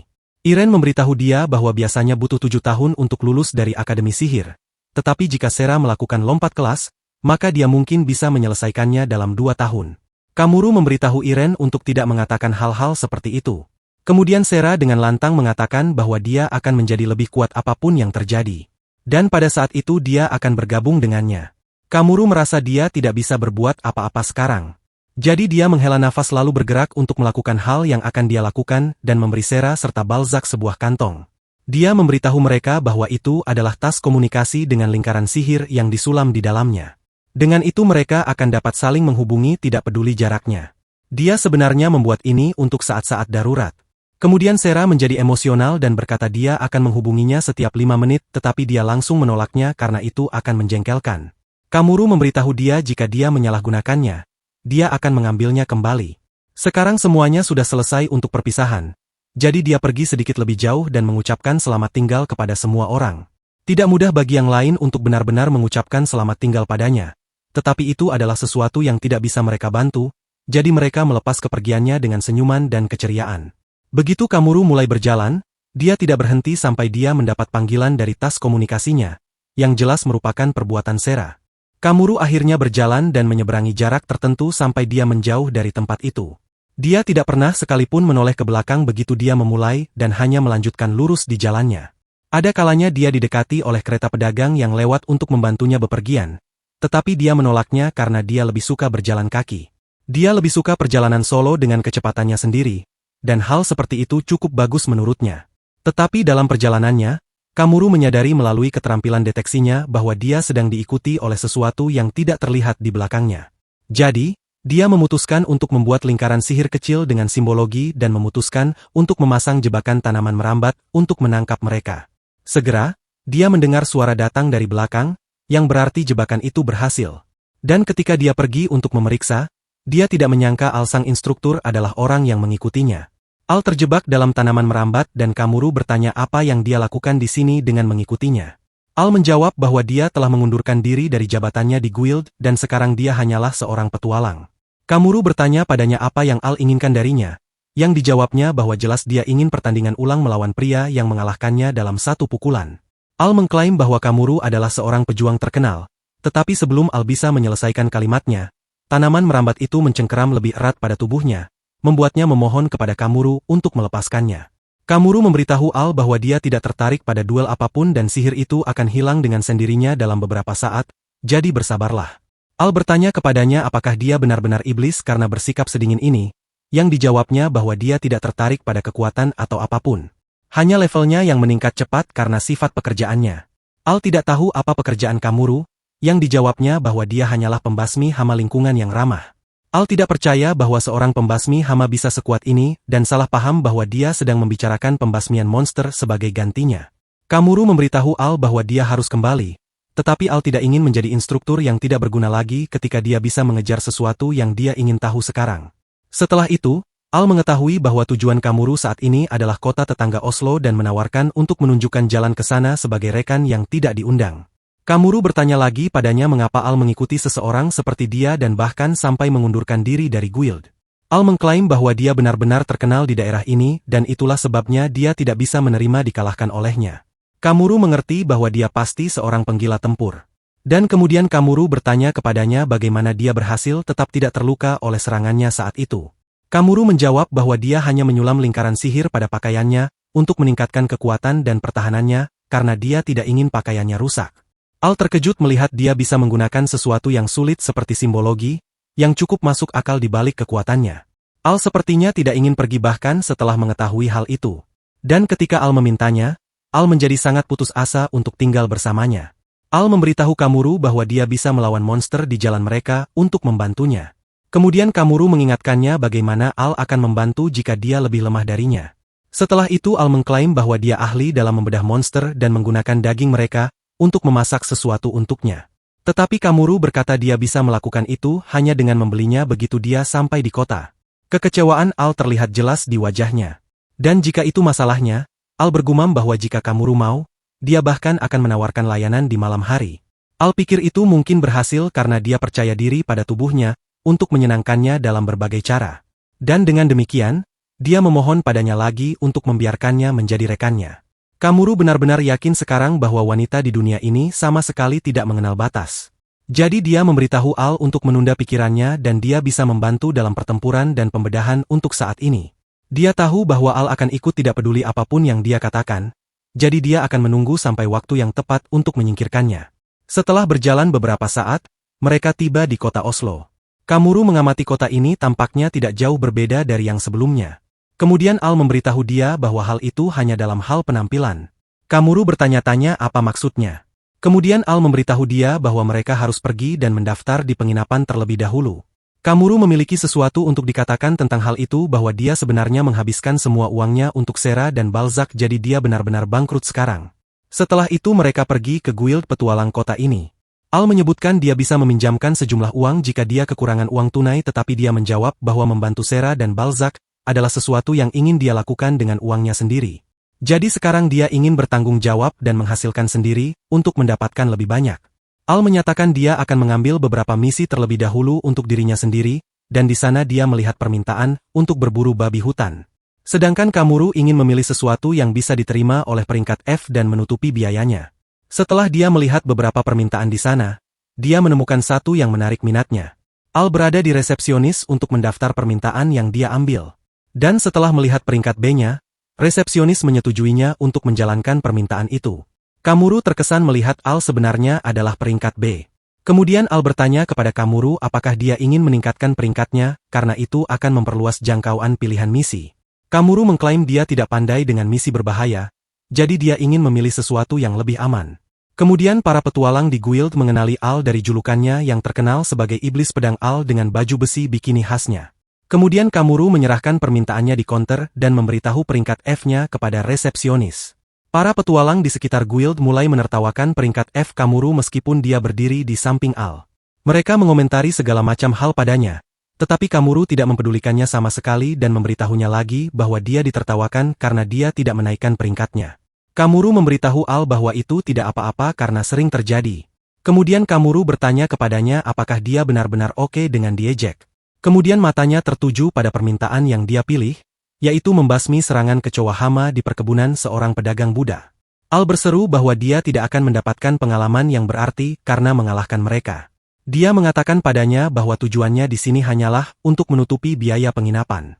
Para petualang tertawa terbahak-bahak bahwa menerima permintaan seperti itu pasti sebuah lelucon. Al tidak suka orang lain banyak bicara dan dia memberitahu Kamuru bahwa itu tidak apa-apa. Al tidak bisa membiarkan itu berlalu. Kemudian Kamuru mengingatkannya bahwa pekerjaannya adalah pembasmian hama. Jadi dia jelas tidak bisa bertarung dengan pedang atau sihir seperti Al, itulah sebabnya melakukan permintaan ini tidak masalah baginya. Al tersenyum untuk meyakinkannya bahwa itu oke dan Al bisa merasakan kepuasan dari senyumnya. Setelah itu, keduanya pergi menjalankan misi masing-masing. Dengan Kamuru tiba di perkebunan pedagang budak di sana, dia disambut oleh seorang pelayan tua bernama Tel, yang ditugaskan untuk memandunya masuk ke dalam tempat ini. Dia dengan senang hati mengikutinya untuk memulai misi baru dengan pengalaman baru. Mengingat kembali hidupnya, Kamuru ingat bahwa dia dipilih oleh dewa untuk bereinkarnasi di dunia ini. Dan di sini dia memilih untuk melakukan pekerjaan yang sama, yaitu membersihkan dan membasmi hama. Dia mengetahui tentang orang dari dunia lain seperti dia mungkin ada di luar sana. Dan dengan demikian, dia memutuskan untuk melakukan perjalanan menjelajahi dunia, berharap untuk bertemu salah satu dari mereka. Dan untuk melakukan itu, dia harus berpisah dengan beberapa orang penting yang dia temui di dunia ini. Dan dalam perjalanannya, dia akan mengenal lebih banyak orang lagi dan menghargai pertemuan dengan mereka. Sekarang, saat ini, dia sedang dalam misinya untuk membersihkan Bagroah, hama yang bergerak sangat cepat dengan tubuh hitam berkilau. Dalam bahasa sederhana, baginya itu hanyalah kecoa. Ketika dia pergi dan memeriksa rumah besar itu, kesan pertama adalah betapa luasnya rumah itu dengan tinggi 3 lantai dan Tel bertanya kepadanya apakah dia bisa segera memulai pembersihan dan pembasmian. Dia menyadari bahwa sebagian besar rumah di dunia ini dibuat menggunakan kayu dan batu persis seperti rumah besar pedagang Buddha ini. Dia menduga bahwa kayu dari rumah-rumah ini mungkin membusuk dan batunya akan hancur sehingga Bagroah menemukan jalannya masuk dan mulai berkembang biak di dalam dinding. Dia menggunakan keterampilan deteksinya untuk memeriksa seluruh rumah, dan yang mengejutkannya seluruh rumah dipenuhi dengan Bagroah yang tersembunyi di mana-mana dan di dalam dinding. Dia memasuki rumah dan Tel memberitahunya semua orang yang dia lihat di sekitar sini adalah budak termasuk dirinya sendiri. Jadi dia memintanya untuk menahan kontak yang tidak perlu dengan siapapun. Tel seperti kepala pelayan di rumah itu. Semua orang bertanya kepadanya apa yang harus dilakukan dan dia akan menyelesaikan pekerjaan melalui semua orang. Setelah itu dia pergi ke tuannya yang sibuk dan setelah memanggilnya beberapa kali, tuannya menjawab, "Ada apa?" Tetapi ketika Tel memberitahunya tentang kedatangan pembersih, dia hanya mengatakan bahwa dia sedang sibuk, jadi dia menyerahkannya kepada Tel. Tel mematuhi tuannya sementara tuannya bertanya-tanya mengapa budak mereka tidak laku akhir-akhir ini. Kamuru menyadari bahwa ekspresi Tel tidak berubah bahkan setelah perintah mendadak itu, yang menunjukkan betapa bermartabatnya dia. Dia sekarang ingin memulai misinya, dan setelah memeriksa selama beberapa waktu, dia kembali ke guild. Dia bertemu Al di ruang makan guild, dan mereka berbicara tentang misi mereka, dengan Kamuru pulang lebih awal untuk menyusun rencana tentang cara menyelesaikan misi ini. Al menyadari bahwa tasnya penuh, sehingga pikiran tempurnya hanya bisa berpikir bahwa itu mungkin berisi beberapa pahan jarahan perang. Dia dengan penuh semangat mengambil tas itu tanpa bertanya, dan ketika dia membukanya, beberapa benda aneh disimpan di dalamnya mulai dari jebakan lem untuk hama kecil dan lainnya. Petualang lain berteriak setelah melihat benda-benda aneh dan kotor itu, dan dengan cepat menyalahkan Kamuru karena meletakkan barang-barang seperti itu di kursi makan. Dia berseru bahwa Allah yang membukanya tanpa izin untuk menyalahkan. Keesokan harinya, matahari terbit di pagi hari, dan Kamuru langsung pergi untuk melakukan pekerjaannya. Dia sudah mempelajari dari penyelidikan kemarin bahwa rumah besar itu dipenuhi oleh dua hal, Bagroah dan Mas Cal. Jadi, dia membawa racun tikus dan jebakan lem untuk menangani keduanya. Yang lebih merepotkan adalah Bagroah. Jadi, dia menggunakan keterampilan deteksi untuk memeriksa lokasi kecoa-kecoa itu. Mereka tersebar di seluruh rumah besar. Jadi, dia pikir dia akan membutuhkan sesuatu dalam skala besar. Dia meminta Tel beberapa hal yang dia butuhkan untuk menyingkirkan semua kecoa, yang mana pertama-tama dia perlu menggiring mereka ke lantai bawah. Tel setuju dia bisa memilih metode apapun dari lantai 3 hingga lantai dasar. Tetapi Kamuru menyatakan dia perlu membersihkan hingga ke akar tempat mereka berasal. Itu berarti ruang bawah tanah. Tel pertama-tama memberitahunya bahwa tidak ada ruang bawah tanah seperti itu di sini. Tetapi ketika dia memberitahunya bahwa itu berarti menentang apa yang diinginkan tuannya, dia setuju untuk menunjukkan pintu ke ruang bawah tanah. Ruang bawah tanah itu dipenuhi dengan penjara dan budak di sekelilingnya. Dia memperingatkannya untuk memperhatikan langkahnya karena ada kemungkinan dia akan diserang jika terlalu dekat dengan para budak. Kamuru merasa dia benar bahwa dia harus berhati-hati karena mereka tidak boleh menyakiti para budak itu sebab mereka adalah barang berharga bagi pedagang budak. Jadi itu juga alasan mengapa Tel pasti mencoba mengabaikan pertanyaannya tentang ruang bawah tanah, karena jika ada yang meminta masuk ke sini, mereka pasti akan menjadi mencurigakan di mata pedagang budak. Dia pikir dia harus berhati-hati sekarang. Setelah itu mereka pergi sampai ke ruangan paling bawah di mana bau keringat dan kotoran tercium di udara yang merupakan tempat pasti berkumpulnya kecoa. Dia melihat hanya ada satu penjara yang benar-benar tertutup rapat. Dia bertanya kepada Tel apakah dia bisa menggunakan ruangan itu, yang mana Tel tidak keberatan, tetapi memperingatkannya terlebih dahulu bahwa budak di dalam sana berasal dari suku serigala dengan temperamen yang buruk. Kamuru pikir dia akan baik-baik saja, jadi dia memasuki penjara, dan dalam kegelapan, budak manusia serigala itu menjadi marah kepada siapapun yang masuk. Tel menyatakan jika dia membutuhkan ruangan itu untuk sementara, maka dia perlu melakukan sesuatu terhadap budak itu. Manusia serigala itu menyerang Kamuru persis seperti yang diperingatkannya sebelumnya, tetapi yang mengejutkannya, Kamuru hanya menepisnya dengan tangannya dan menggunakan sedikit sihir api untuk menenangkan budak itu. Kamuru mengatakan bahwa dia akan memberikan ramuan penyembuh kepada manusia serigala itu nanti, tetapi untuk saat ini dia tidak akan membiarkannya meninggalkan ruangan. Selanjutnya, dia bertanya kepada Tel apakah dia sudah melakukan apa yang dia minta sebelumnya, yang mana dia setuju semuanya sudah selesai seperti yang dia minta. Sesuai dengan itu setiap pintu dan jendela akan ditutup selama beberapa jam ke depan, dan mereka yang sedang memasak pada saat itu harus pergi sambil mematikan semua kompor. Dia bertanya kepadanya apakah ini benar-benar akan membantu proses pembasmian, tetapi dia hanya menanyakan langkah selanjutnya apakah dia bisa memindahkan para budak dari sini. Tetapi itu tidak bisa dilakukan. Jadi Kamuru harus melakukan tugasnya dengan kondisi seperti ini. Kemudian dia menatapnya seolah dia ingin Tel pergi. Jadi dia langsung memperingatkannya bahwa ruangan ini akan segera menjadi sangat berisik, jadi dia harus pergi. Tel memberitahunya bahwa dia baik-baik saja dan itu adalah bagian dari tugasnya. Padahal Tel sebenarnya ragu dan berpikir bahwa dia mungkin seorang mata-mata yang dikirim oleh salah satu saingan mereka. Mengingat dia terlalu tajam dan kuat untuk seorang pembasmi hama, dia tidak bisa bicara apapun yang aneh atau mengusirnya karena kontrak, tetapi setidaknya dia ingin memastikan untuk mengawasi setiap gerakannya. Setelah itu, Kamuru membuat pemanas induksi kecil melalui simbologi dan mengeluarkan sebuah kotak kecil lalu meletakkannya di atas lingkaran tersebut. Tel bertanya kepadanya apa yang akan terjadi sekarang. Tetapi Kamuru terlalu fokus pada pekerjaannya sehingga dia hanya menyulut lingkaran sihir tersebut. Dia telah membuat lingkaran di seluruh rumah, tidak membiarkan satu tempat pun terlewat. Dan begitu disulut, kotak-kotak kecil yang diletakkan di atas lingkaran sihir mengeluarkan asap dengan sedikit suara ledakan. Tel ketakutan setelah mendengar ledakan yang datang dari lantai atas, dan bertanya, apa yang sebenarnya dia lakukan? Dia menjawab bahwa dia baru saja membuat asap, yang terbuat dari obat yang sama yang digunakan dalam racun tikus dan jebakan lem. Setelah itu dia memasang salah satu kotak berisi obat tersebut, dan sebuah lingkaran sihir di setiap ruangan. Dan sekarang Kamuru menyulut setiap kotak tersebut kecuali yang ada di ruangan ini. Singkatnya, itu adalah insektisida yang dia buat sendiri. Dan alasan bentuknya asap adalah karena ia dapat menjangkau mana saja karena berupa gas dan membuatnya efektif bahkan untuk hama kecil seperti bag roah. Tel bertanya kepadanya apakah dia benar-benar bisa mengalahkan monster hanya dengan asap. Kemudian dia meminta Tel untuk segera menutup mulutnya dengan kain. Dia memberitahunya bahwa dia bisa saja melakukannya, tetapi karena dia perlu memiliki bukti pembasmian dan menunjukkannya kepada Guild untuk membuatnya mengerti apa yang dia coba lakukan di sini. Dia bertanya kepada Tel apa yang akan dia lakukan jika seluruh rumah terbakar kecuali satu ruangan. Tel menjawab dia akan lari sekuat tenaga dan mengungsi ke satu ruangan itu. Dan saat itulah dia mengerti konsep bahwa rencana utama Kamuru adalah memaksa semua bag roah di rumah ini untuk berkumpul di ruangan tempat mereka berada saat ini. Bag roah datang dengan cepat ke ruangan ini dan segera ruangan itu penuh dengan ribuan bag roah di mana-mana. Kamuru segera menggunakan keterampilan deteksinya dan melihat bahwa sekarang semua bag roah telah berkumpul di ruang bawah tanah. Jadi dia menggunakan penyulutan terakhir dan itu menghabisi semuanya hanya dalam sekali jalan. Dia memberitahu Tel bahwa asap ini tidak beracun dalam jumlah kecil tetapi jika terhirup terlalu banyak bisa berbahaya. Dia bertanya kepada Tel apakah dia baik-baik saja tetapi yang mengejutkannya Tel sudah pingsan sambil berdiri di sana pada saat yang sama. Dia pikir dia harus membopongnya keluar. Dan pada hari berikutnya Kamuru berangkat dengan kereta Al di pagi hari.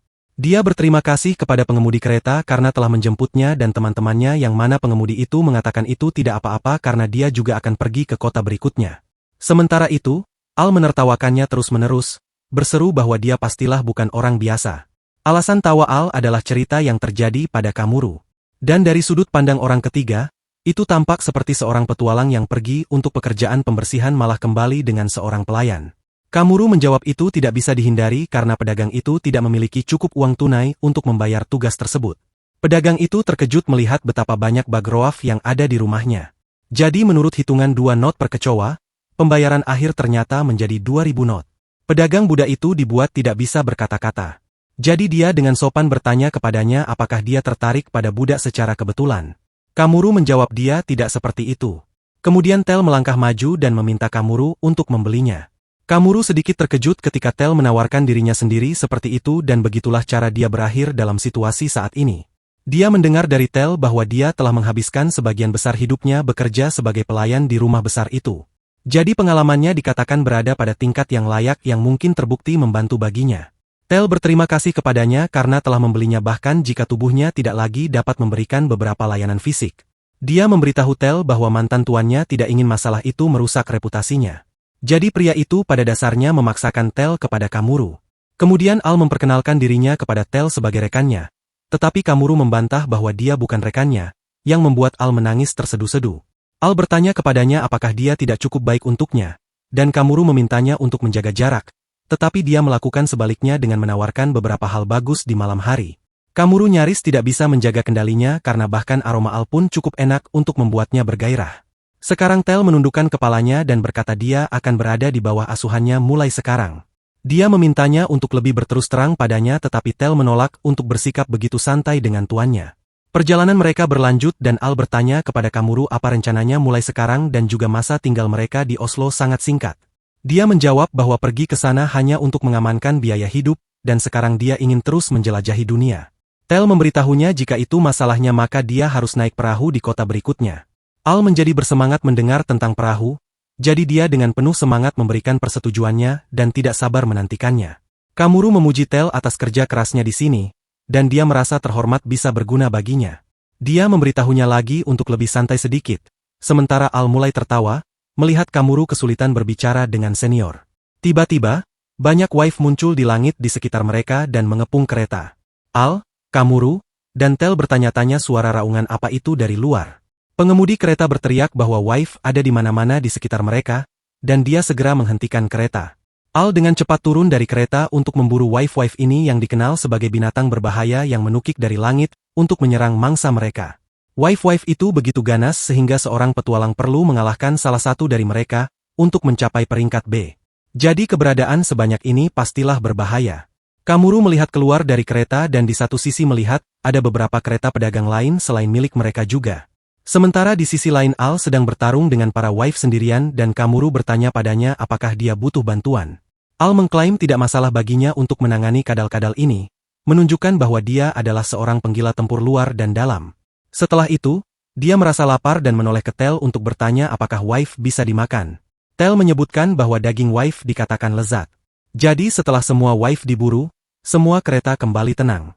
Kemudian mereka membedah dagingnya dan memasaknya di atas api untuk menyiapkan hidangan lezat untuk makan siang mereka. Yang lain senang mendapatkan daging wife yang langka ini, dan Kamuru ingin menambahkan sedikit garam juga. Ini adalah pertama kalinya Tel melihat bagaimana tuannya berinteraksi dengan orang lain. Jadi, dia bertanya kepada Al apakah dia selalu seperti ini. Al menjawab apakah dia sedang membicarakan keanehannya. Kemudian, mengingat dia baru mengenalnya belum lama ini, dia pastilah orang yang menarik untuk berada di sekitarnya. Al menyatakan bahwa kemanapun dia pergi, rasanya semua orang di sekitarnya sudah terlibat. Tel mulai menyadari kualitas tuannya. Kemudian, salah satu pengemudi kereta menyebutkan bahwa wife seharusnya tidak ada di periode ini karena mereka biasanya diburu oleh naga merah sejak lama. Kamuru bertanya-tanya apakah naga merah ini bisa menjadi salah satu dari naga super berbahaya dan besar itu. Kemudian salah satu pria kereta bertanya kepada mereka jika mereka adalah petualang, bisakah mereka pergi dan memeriksa gua naga merah di dekat sini? Karena baru-baru ini ia telah menyebabkan banyak korban di desa terdekat. Kamuru menjadi penasaran tentang naga merah ini sekarang. Jadi dia bertanya kepada dua lainnya apakah mereka harus pergi memeriksanya. Keputusan mendadaknya membuat Al dan Tel terkejut. Tetapi dia tidak terlalu memikirkannya dan memutuskan untuk melakukannya meskipun Al berteriak protes. Setelah 2 hari, mereka tiba di kota pelabuhan bernama Marinaport, yang berfungsi sebagai pintu masuk ke benua ini. Kota itu lebih besar dan lebih hidup daripada sebagian besar kota yang pernah dilihat Kamuru sejauh ini. Ada banyak kapal yang bersandar di pelabuhan, dan karena dia tiba di malam hari, yang sempat dia periksa hanyalah guild dan penginapan untuk menginap. Keesokan paginya di penginapan, satu set sarapan yang baik sudah ada di atas meja yang disiapkan oleh Tel. Ketika dia datang ke meja makan, dia melihat Al dan Tel dengan sarapan yang telah disiapkan dengan baik dan mereka saling mengucapkan selamat pagi. Al sudah mulai menyantap makanan dan menyuruh Kamuru untuk mencoba makanan lezat ini juga. Kamuru menyadari dia belum mencicipi masakan Tel. Jadi dia duduk dan meminta Tel untuk duduk juga daripada berdiri. Tel merasa seorang budak tidak bisa makan di meja bersama tuannya. Lalu sekali lagi, Kamuru memberitahunya dia bisa melakukannya karena makanan akan menjadi dingin nanti. Sekarang dia mulai menyantap sarapannya dan setelah mencicipinya, Tel mendapatkan respon yang sangat hangat dan ceria karena makanan yang disiapkannya benar-benar enak. Dia dan Al mencoba hidangan lainnya juga, dan Al juga mengambil beberapa dari piring Kamuru. Sementara itu, Tel mulai merasakan sesuatu yang aneh di dadanya dari pemandangan ini. Kemudian, mereka melewati distrik perbelanjaan untuk menuju ke sebuah area, yang sebenarnya merupakan lokasi untuk permintaan baru Kamuru yang dia ambil. Al membacakannya bahwa permintaan tersebut adalah untuk membersihkan galangan kapal dan membasmi hama mas-mas Cal. Dia bertanya kepadanya apakah dia yakin untuk melakukan permintaan ini segera padahal dia baru saja mendapatkan cukup uang dari misi sebelumnya di Oslo. Dia menyatakan bahwa biayanya tidak akan semahal itu bagi mereka bertiga untuk naik perahu. Kamuru menyebutkan bahwa dia sebenarnya berpikir untuk mendapatkan perahu bagi mereka sendiri yang membuat Tel dan Al terkejut karena naik perahu sekali dan memiliki perahu adalah hal yang berbeda. Tetapi setelah mendengarkan alasan Kamuru bahwa jika dia memiliki perahu sendiri, dia akan dapat melanjutkan perjalanannya sesuka hati dan kapan saja, hal itu masuk akal baginya. Itu juga diperlukan untuk bepergian ke seluruh dunia. Dan Tel juga menambahkan bahwa itu mungkin ide yang bagus, tetapi bahkan perahu kecil pun tidak murah untuk didapatkan. Namun, Kamuru mungkin bisa mengaturnya sendiri karena dia berhasil mendapatkan 2000 knot dalam 1 hari. Al tidak bisa menahan tawa sambil setuju dengan Tel tentang hal itu. Sekarang tujuan mereka saat ini telah ditetapkan, Kamuru dan Tel pergi ke galangan kapal sementara Al pergi untuk menjual tas berisi sisik wife dan beberapa daging yang bisa dijual dengan harga tinggi. Berbicara tentang wife sekarang, Dia teringat kembali pada hari itu ketika dia mendengar tentang naga merah dan benar-benar pergi ke guanya. Gua itu sangat besar sehingga mereka tidak meragukan bahwa itu adalah sarang naga. Setelah itu dia dan Al menghadapi naga dengan tubuh merah raksasa dengan teriakan yang mengguncang udara itu sendiri. Al bersiap di depan naga untuk menahan aura yang luar biasa dan Kamuru memperingatkan Tel juga untuk tetap waspada. Kamuru ingat bahwa dia mungkin tahu solusinya. Jadi dia menggunakan poin keterampilannya untuk mempelajari bahasa naga. Dia sekarang bisa mengerti bahwa naga itu marah karena orang asing menerobos masuk ke sarangnya. Setelah itu, Kamuru dan naga merah melakukan komunikasi di mana Kamuru memberitahunya tentang para wife. Naga itu segera berangkat untuk menangani para wife itu dan memakan yang dia dengar sudah mati. Sedangkan Kamuru agak terkejut bahwa naga itu hanyalah seorang introvert yang pergi keluar hanya untuk makan. Setelah naga merah selesai, dia memberi Kamuru salah satu sisiknya sebagai tanda penghargaannya. Tetapi setelah melihatnya kembali tidur, Kamuru memiliki ide ini dan mengerti bahwa dia harus berhati-hati terhadap banyak jenis monster yang bisa membantu di masa depan. Sekarang dia sedang dalam perjalanan ke galangan kapal untuk misinya. Dan di perjalanan dia memastikan untuk menjaga Tel yang sudah tua saat berjalan dan menuruni tangga. Mereka terus berjalan di jalur samping pantai karena Kamuru sepertinya menyukai cuaca dan langit yang cerah di sana. Tetapi bagi Tel, dia merasakan perasaan aneh itu lagi dan mulai bertanya-tanya tentang hal itu. Segera mereka sampai di galangan kapal dan Kamuru memberitahu penjaga gerbang bahwa dia di sini untuk membersihkan dan membasmi dari guild. Mereka menyambutnya masuk dan pemilik galangan kapal, Boro, memberikan salam hangat kepada mereka sambil menyebutkan bahwa akhirnya mereka sampai di sini. Dia menawarkan untuk mengantar mereka berkeliling dan Kamuru merasa bahwa Boro cukup terburu-buru dengan pembersihannya. Boro menyebutkan bahwa mereka saat ini sedang di tengah-tengah membangun kapal sekarang dan ukuran kapalnya sangat besar yang mengejutkan bagi Kamuru yang berencana mendapatkan perahu kecil. Para pekerja menyatakan bahwa Boro telah bekerja sangat keras dalam hidupnya untuk membangun galangan kapal ini. Jadi semua yang ada di sini pada dasarnya adalah hasil dari terus-menerus membangun kapal berkualitas. Boro berseru kepada pria itu untuk kembali bekerja daripada banyak bicara. Kemudian dia memberitahu mereka bahwa dia akan memberitahu mereka tentang permintaan itu di kantornya. Begitu mereka memasuki kantor, Kamuru mengerti mengapa Boro sangat terburu-buru. Karena seluruh kantornya terlihat lebih seperti gudang yang rusak yang berfungsi selama bertahun-tahun tanpa sekalipun dibersihkan. Boro menjadi sibuk saat dia masuk ke kantor dan meminta mereka untuk memberinya waktu sejenak. Tel menyebutkan pekerjaan ini mungkin pekerjaan yang membosankan. Kemudian secara tidak sengaja tangannya menyentuh sebuah cangkir dan cangkir itu mulai jatuh. Tel tidak bisa bereaksi cepat terhadap cangkir yang jatuh itu. Tetapi untungnya Kamuru menangkapnya dan menyelamatkannya agar tidak pecah. Tel mencoba berterima kasih padanya karena telah membantu memperbaiki kesalahannya. Tetapi tiba-tiba Boro berteriak kepada mereka untuk sangat berhati-hati di sini karena semua yang ada di ruangan ini penting. Kamuru meminta maaf kepada Boro dan berkata dia akan lebih berhati-hati. Kemudian Boro menyadari dia agak terlalu keras tadi. Jadi dia segera meminta maaf juga karena telah meninggikan suaranya. Boro memberitahu mereka bahwa mereka terkadang menjadi mudah tersinggung saat bekerja dan mengatakan bahwa alasan mengapa ruangan ini sangat berantakan adalah karena mereka hanya memiliki laki-laki yang bekerja di sekitar sini dan memiliki begitu banyak laki-laki yang bersemangat tentang kapal tidak berarti mereka akan pandai dalam hal-hal seperti pekerjaan rumah tangga. Itulah sebabnya dia harus membuat permintaan ke guild. Tetapi sebelum Kamuru tiba, tidak ada yang mau membersihkan kekacauan ini. Boro bertanya apakah tidak apa-apa meminta Kamuru untuk segera memulai pembersihan. Yang dijawab oleh Kamuru tidak apa-apa, tetapi membersihkan seluruh kantor ini akan memakan waktu beberapa hari. Mereka dengan senang hati menyetujui waktunya dan selanjutnya Kamuru mengambil tugas pembasmian sementara Tel akan melakukan pembersihan. Mereka mulai bekerja dengan dedikasi penuh karena kurang dari itu tidak akan berhasil di sini. Dan setelah berjam-jam bekerja, Kamuru merasa lelah untuk pertama kalinya saat melakukan sesuatu yang sama dengan Tel. Hari pertama kerja mereka berakhir. Dan kemudian mereka bertemu dengan Al di guild. Dia bertanya kepadanya bagaimana galangan kapalnya dan mereka mulai menceritakan hari mereka masing-masing. Kamuru belajar dari Al bahwa dia menang di arena yang baru saja dia ikuti untuk menguji beberapa keterampilan baru. Dia juga menjual sisik-sisiknya dan mengingatkannya lagi bahwa dia adalah petualang terkenal namun dia hanya terlalu kuat sehingga dia dikalahkan.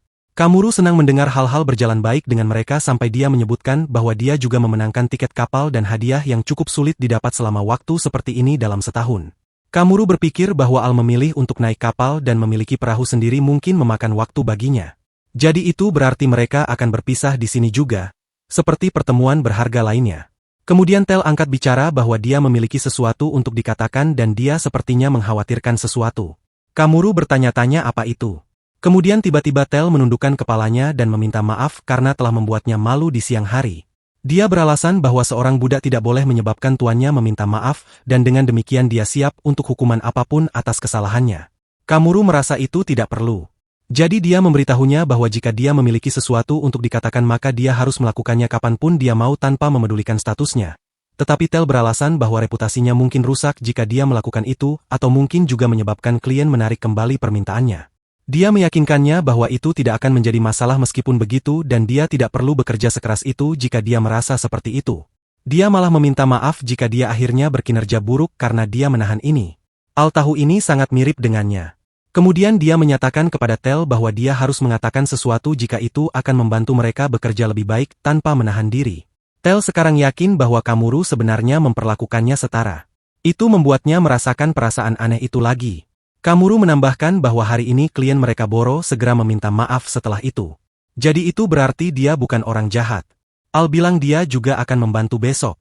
Keesokan harinya mereka bertiga pergi ke galangan kapal dan kali ini, para pekerja tempat itu termasuk Boro kagum begitu mereka melihat hasil dari hari sebelumnya. Banyak mas-mas cal diburu dengan sukses dan terakhir dia membersihkannya. Sedangkan di sisi Tel, ketika dia pergi ke dapur, dia melihat ada banyak piring kotor di wastafel. Tel segera mempersiapkan diri untuk kerja bagus hari ini, dan dia mulai membersihkan piring-piring. Setelah beberapa waktu, Tel membersihkan seluruh dapur, yang bersinar kemanapun orang melihat. Para pekerja galangan kapal terkejut dengan kebersihan di tempat ini. Kemudian Boro datang dan memarahi mereka karena bermalas-malasan di jam kerja. Tetapi ketika dia melihat apa yang dilihat oleh orang-orang malas itu, rahangnya ternganga karena terkejut. Kemudian Al datang dan menyapa Tel sambil memeriksanya. Dia membantu membersihkan tas-tas berisi benda kotor dan membawa semuanya hanya dengan satu tangan. Boro terkejut sekaligus senang dengan efisiensi kerja mereka. Belakangan, dia juga melihat hidangan lezat disiapkan untuk semua orang, yang membuatnya ragu sejenak apakah itu untuknya. Tel mengangguk setuju, dan pada saat yang sama, Kamuru juga tiba untuk bergabung dalam makan malam. Semua orang, termasuk Boro, melahap makanan lezat yang belum pernah mereka rasakan sebelumnya, dan Kamuru memuji Tel atas kerja bagusnya seperti biasa. Setelah beberapa waktu, Kamuru mendengar suara Tel dan bos Boro. Tel memarahinya untuk terkadang membersihkan barang-barang itu sendiri, dan dia harus memberikan contoh bagi bawahan lainnya. Boro setuju untuk membantu pembersihan juga, dan Kamuru merasa mereka berdua terlihat lebih seperti seorang pria yang sedang dididik oleh istrinya. Saat inilah dia merasa seperti mereka terlihat seperti keluarga dan mengenang kembali kata keluarga ini. Dia bertanya-tanya apakah dia akan memilikinya suatu saat nanti. Mereka melanjutkan pekerjaan mereka selama seminggu penuh dan akhirnya menyelesaikannya sambil menjadi lebih dekat dengan bos dan para pekerjanya. Jadi keesokan paginya hari itu, Kamuru dan Al sedang bersiap untuk pergi setelah mengucapkan selamat tinggal kepada semua orang. Al menyatakan dia mungkin akan memasak untuk mereka sekali karena mereka sepertinya memintanya untuk itu. Kemudian, saat Kamuru berjalan berkeliling untuk bertemu dengan bos, para pekerjanya mengintip dari sudut dinding dan memberi isyarat kepada Kamuru untuk diam. Kamuru diam-diam melihat ke arah yang mereka tunjuk dan di sana dia melihat bos Boro dan Tel berdiri berdampingan. Para pekerja memberitahunya bahwa ada suasana yang baik antara Tel dan bos Boro. Jadi mereka bertanya kepada Kamuru apakah dia bisa memberi mereka lebih banyak waktu.